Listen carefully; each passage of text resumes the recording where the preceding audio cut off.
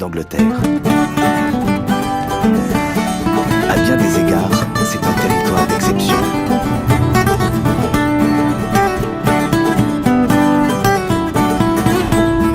Tous les ans en mai, ces eaux accueillent un hôte extraordinaire, le requin pèlerin. Un géant qui peut mesurer 12 mètres et peser 7 tonnes. C'est le deuxième plus gros poisson au monde après le requin-baleine. Inoffensif et menacé, il se nourrit exclusivement de plancton. C'est donc un gentil requin.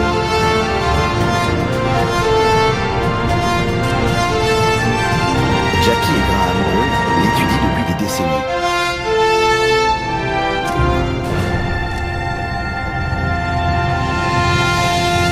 Les pèlerins passent près de 4 mois au large de l'île de Man.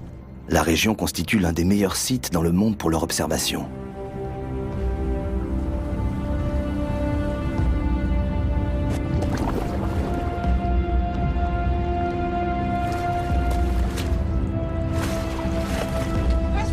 C'est bon, ça tourne.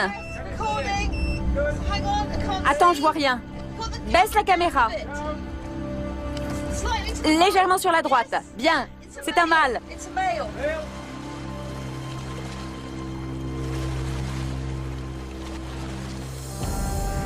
Le mâle est reconnaissable à ses 2 organes génitaux situés sur le ventre, appelés ptérygopodes. Jackie et Graham sont maintenant tout près du requin. Ils vont tenter de l'équiper d'un émetteur satellite.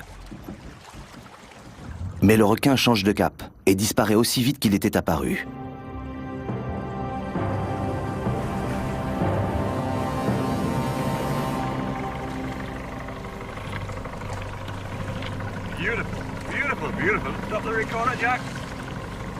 Jusqu'à présent, seuls quelques pèlerins au monde ont pu être équipés d'un émetteur. Jackie et Graham ont réussi cet exploit il y a 2 ans.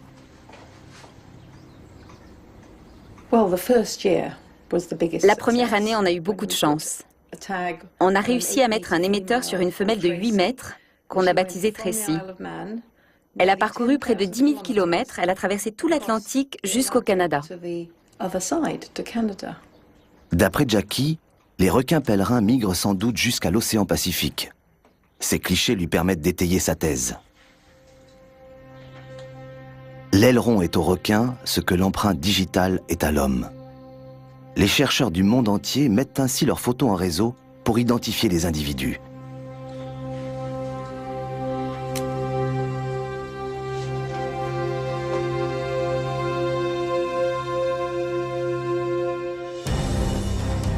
L'île de Man se dresse comme un rempart au milieu des courants violents qui agitent la mer d'Irlande. Cette position très particulière explique sans doute la présence des requins. Ici, aux portes de l'Atlantique, les marées sont importantes. Il peut y avoir jusqu'à 10 mètres de différence entre la pleine mer et la basse mer.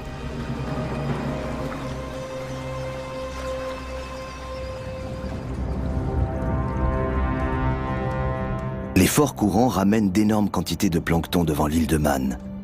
Les requins n'ont plus qu'à se servir.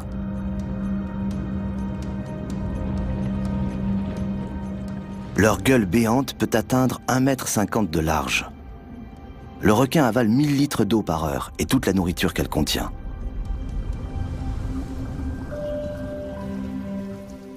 Le plancton est l'ensemble des micro-organismes en suspension dans l'eau. Ils dérivent avec le courant.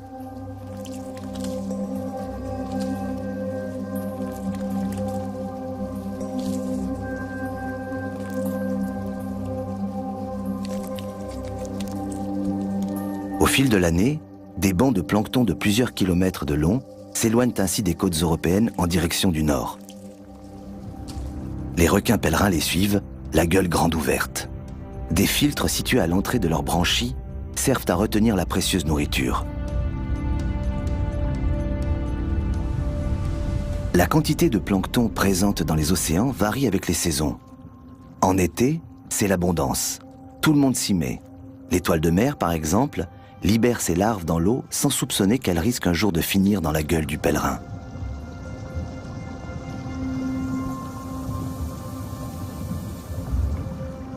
Ce mode de reproduction est partagé par d'innombrables espèces marines. Particulièrement celles vivant sur les fonds marins. Charriés par les courants, larves et œufs peuvent conquérir des territoires situés à des centaines de kilomètres de leur lieu d'origine, des distances que leurs parents n'auraient jamais pu franchir. Le pèlerin n'est pas le seul à aimer le plancton. Pour le capter, la coquille Saint-Jacques filtre des centaines de litres d'eau par jour. Le Lanis conchilega déploie ses tentacules.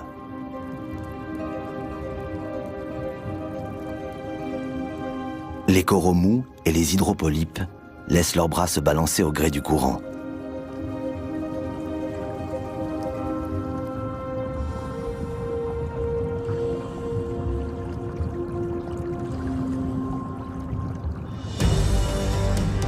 L'île de Man bénéficie d'un climat tempéré.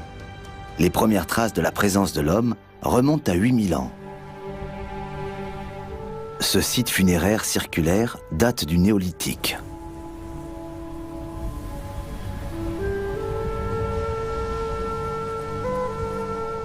Beaucoup plus près de nous, la roue de l'accès a été installée en 1854 pour évacuer l'eau des mines d'argent, de zinc et de cuivre situées 500 mètres sous terre. 70 ans plus tard, les mines fermaient car elles n'étaient plus rentables.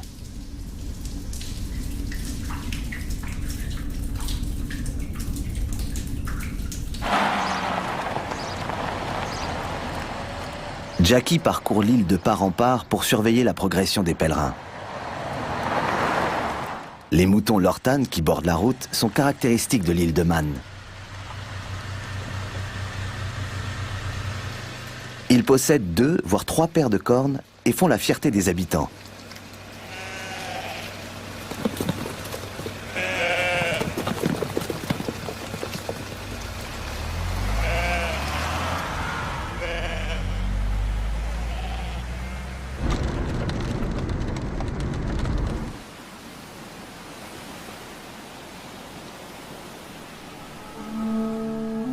Les vallées reculées de l'île de Man abrite l'une des plus grandes populations de kangourous sauvages hors de l'Australie. Il y a quelques années, un couple de wallabies de Bennett s'est échappé d'un zoo. Depuis, ils ont fait des petits, beaucoup de petits. Ils sont désormais plus d'une centaine. Les kangourous ne causant aucun dommage, les habitants les ont adoptés. Le Snaefell est le plus haut sommet de l'île. Plusieurs espèces rares de rapaces nichent alentour. Comme le busard Saint-Martin. On compte ici 2 fois plus de poussins que dans toute l'Angleterre. L'ornithologue Chris Sharp veille sur les oiseaux de l'île.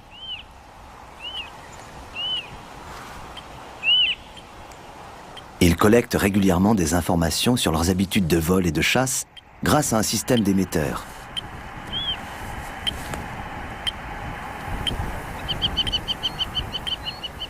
Même après toutes ces années d'observation, les animaux continuent de le surprendre. Habituellement, en cette saison, le mâle chasse tandis que la femelle couve les oisillons pour les protéger du froid et de la pluie. Mais aujourd'hui, c'est exactement l'inverse.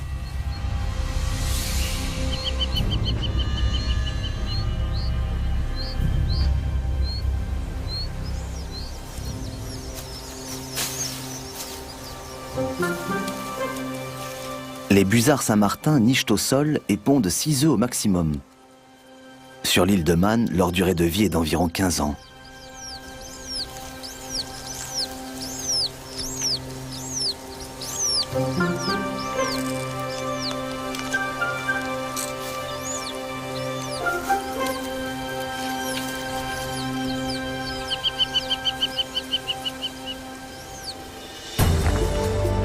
Jackie ne prend la mer que lorsqu'elle a repéré un pèlerin.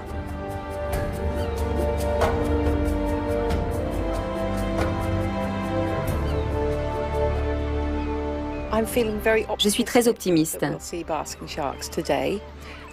Toutes les chances sont de notre côté. La mi-juin est une période très favorable pour voir des requins pèlerins. Il fait chaud et il n'y a pas beaucoup de vent. Regardez la mer. On voit des lignes argentées. C'est le plancton gras qui s'y agglutine, qui leur donne cette couleur argentée.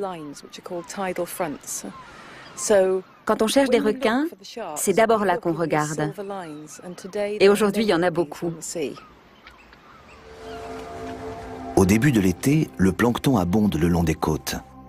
À mesure que l'été avance, que le soleil se fait plus généreux, ces bancs de plancton dérivent vers le nord. Les requins les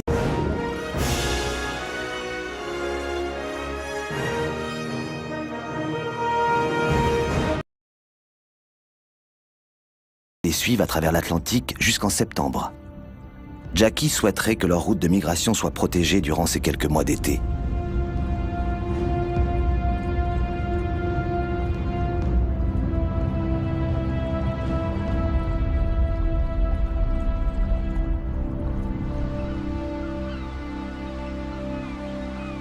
Les oiseaux de mer permettent également de repérer les requins. En cette saison, les fous de bassin sont nombreux. Leur technique de pêche est particulièrement spectaculaire. Ils plongent en flèche dans la mer à plus de 100 km/h et peuvent descendre jusqu'à 25 mètres de profondeur.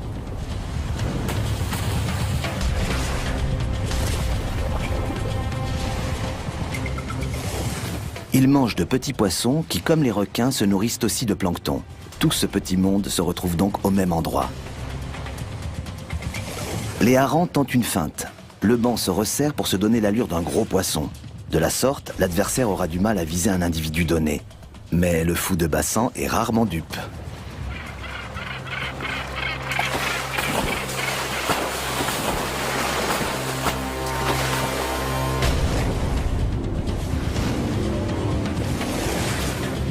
Le fou est bâti pour ses descentes en flèche.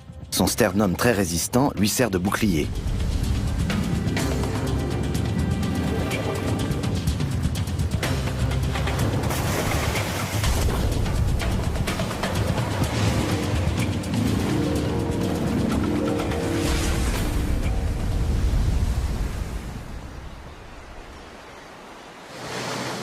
Jackie et Graham se dépêchent. Une fois les oiseaux envolés, ils auront du mal à localiser les requins. Du bateau, la vue est moins bonne que des côtes. Toutefois, la prudence s'impose. Les rochers et les courants font des abords de l'île l'une des zones les plus dangereuses d'Europe.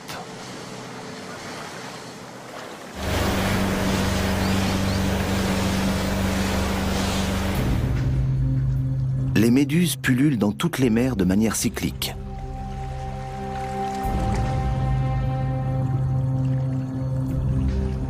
Comme le requin pèlerin, elles se nourrissent de plancton qu'elles récoltent grâce à leurs tentacules. Certains sont collants, d'autres urticants.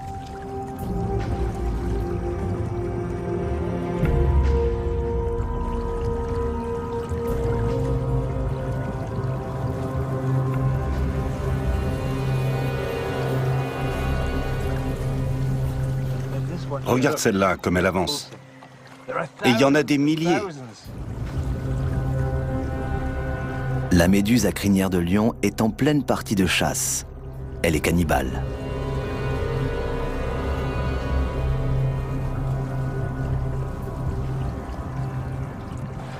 Attirés par la même nourriture, les requins pèlerins ne sont jamais bien loin. Mais ils nagent 50 cm plus bas et cela suffit à les rendre invisibles quand la mer est plate. Pour Jackie et Graham, l'attente commence.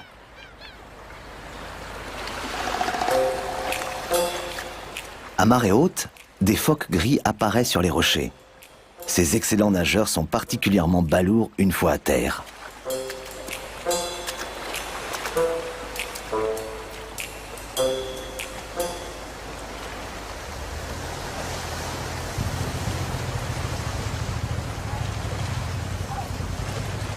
L'huître yépi n'a pas peur des visiteurs, contrairement aux phoques gris qui sont très vulnérables à terre et qui se sont réfugiés à bonne distance.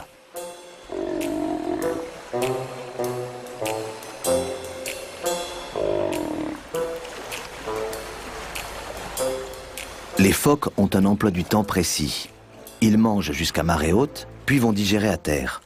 Leur estomac peut alors contenir jusqu'à 10 kg de poissons.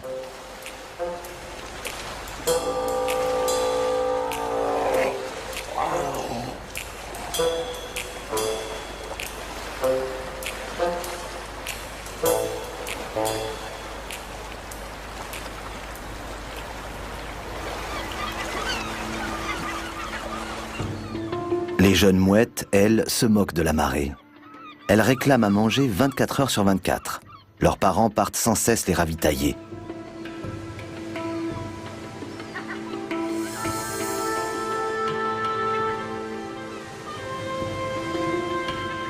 Livrés à eux-mêmes, les poussins explorent alors leur bout de rocher.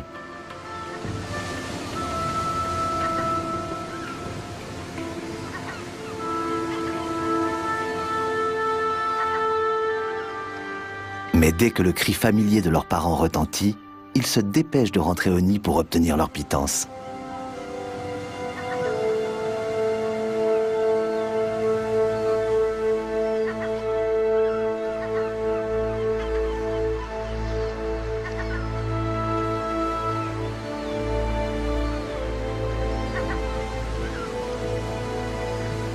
De leur côté, Jackie et Graham sont en mer depuis 12 heures déjà. En vain. On a fait 1 fois et demie le tour de l'île. On a parcouru 110 km. C'est très fatigant de scruter la mer comme ça. Elle était parfaite avec beaucoup de méduses, ce qui indique qu'il y avait beaucoup de nourriture. Mais on n'a pas vu de requins à la surface.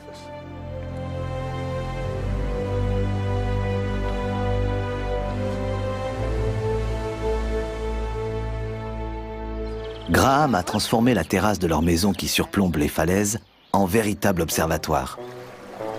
Ah oui, oui, oui. Tu en as vu d'autres? Non. On a passé 5 ans ici, avant de se rendre compte que notre terrasse constituait un excellent observatoire.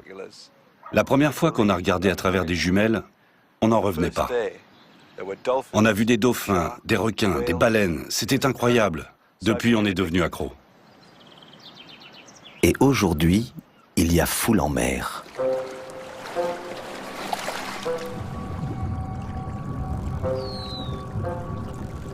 Pendant que les phoques gris pêchent dans la baie, un groupe de globicéphales passe au large.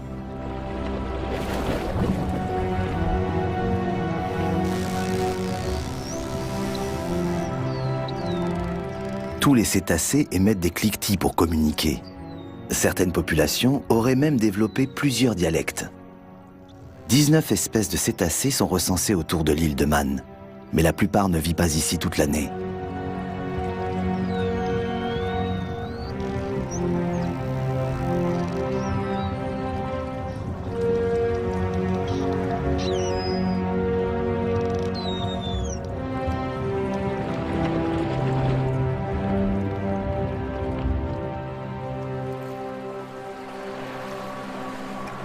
C'est bon, on a le temps. Le requin est très tranquille.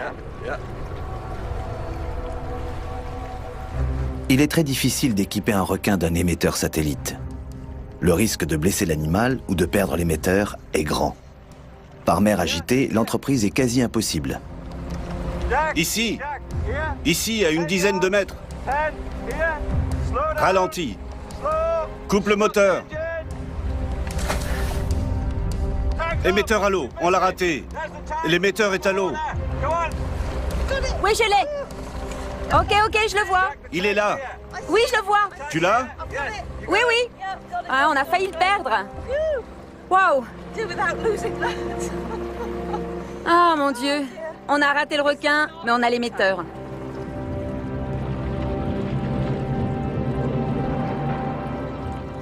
Graham vient de mettre au point un nouvel instrument pour observer les requins. C'est un petit catamaran télécommandé qu'il a équipé de 3 caméras sous-marines permettant une vision à 180 degrés. Il espère ainsi pouvoir filmer un accouplement.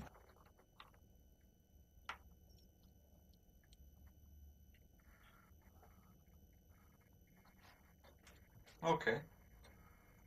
So that's working now. Yeah. Yeah, that's working well. So one from here and this battery. Yeah. That's good. Yeah, that's very good.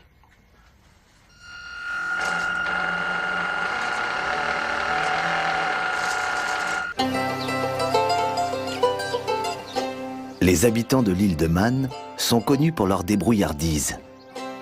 Autrefois, ils utilisaient de vieux filets de pêche pour protéger leur toit de chaume des tempêtes. Aujourd'hui, Chris a décidé de consacrer sa journée aux cormorans.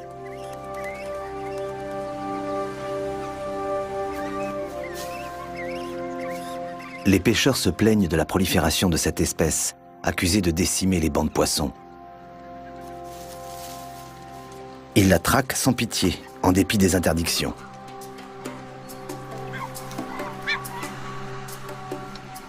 Chris souhaite leur montrer que la mauvaise réputation du cormoran n'est pas méritée.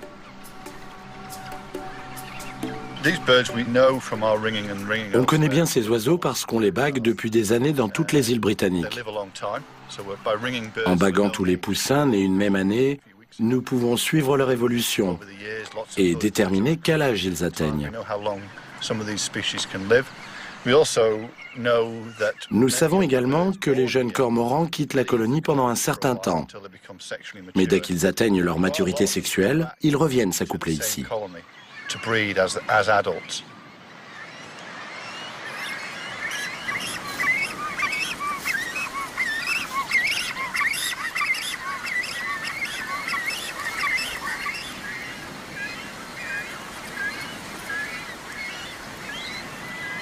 La saison de la ponte s'étale sur plusieurs